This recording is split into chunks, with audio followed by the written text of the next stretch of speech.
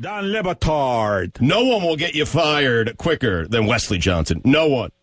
Trust me, Dan. Why would I start trusting you now? That's a good point. Stugotz. When did Wes Johnson become a coach killer? I just made it up. This is the Dan Lebatard Show with the Stugotz on ESPN Radio.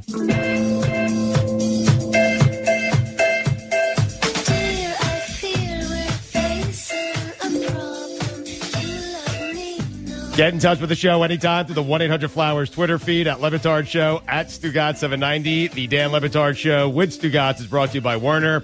Go to ESPNradio.com to check out how your bracket is looking in the Werner Ladder Bracket Challenge. Werner, the official ladder of the NCAA Basketball Championship. Delighted, grateful that Shane Battier is with us all show today. Makes everything, elevates everything, makes it better. Glue guy, even... Even around here, a texter writes in, Stugotz, and this is something I hadn't considered. We were talking about college basketball, why people are so critical of college basketball, say it's an inferior product, but don't do that to college football. Right.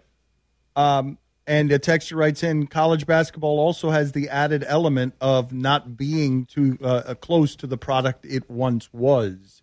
That's an interesting point because, Shane, I'm not sure if you played now, you'd play all 4 years of college. Would you? I would think about it differently. You know, I had a chance to come out my junior year. I would have been a lottery pick.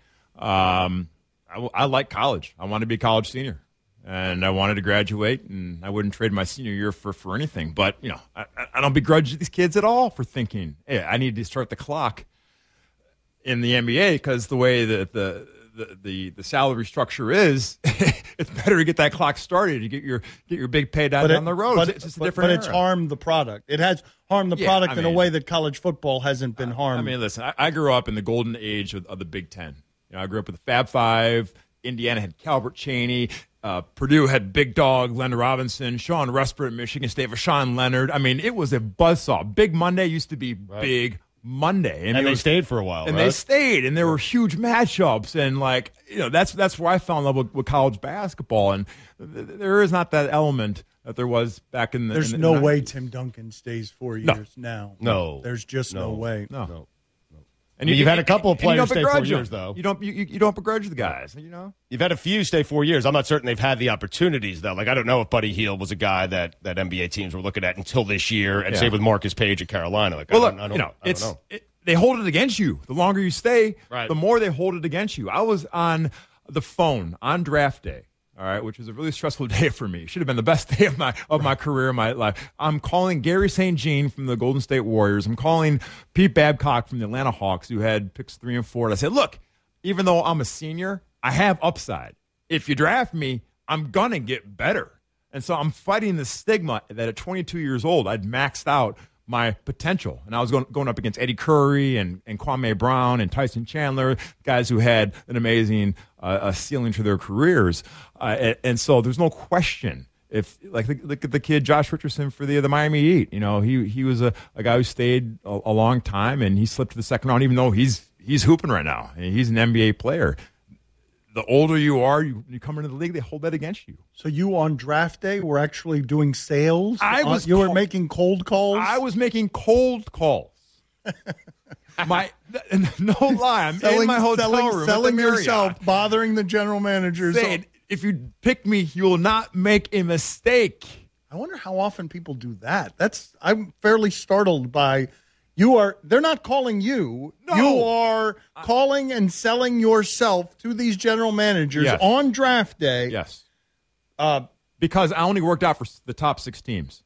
And so my fear was on that day that all the high school kids would go, and all of a sudden the teams didn't see me in a workout, and all of a sudden I slipped to 12th, 13th, 14th pick. That's real dollars.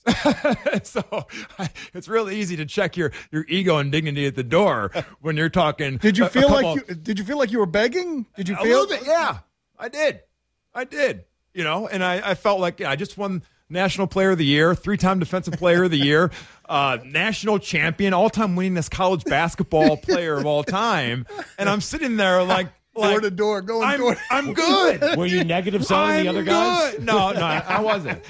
What a terrible draft that was. Look at Stugotz. Did you just hear that, Mike?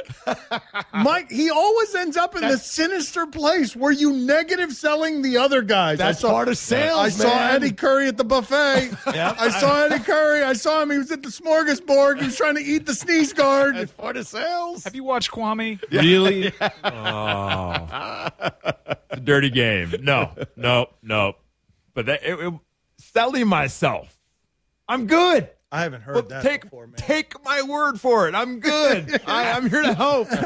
I also love, by the way, that it didn't work. Oh. It didn't work, right? It didn't work with the guys you were calling. Didn't work. I'm good. So what's that say No, about you're not. my salesman skills?